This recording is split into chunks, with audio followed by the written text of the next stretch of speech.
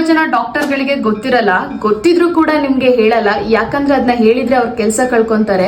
ನಮ್ ಬಾಡಿಲಿ sound frequency ಒಂದ್ main role play ಮಾಡ್ತಾ ಇರುತ್ತೆ. ಅದಕ್ಕೆ ನಮ್ ಬಾಡಿಲಿರೋ ರೋಗಗಳನ್ನ ಹೀಲ್ ಮಾಡೋ ಪವರ್ ಇರುತ್ತೆ.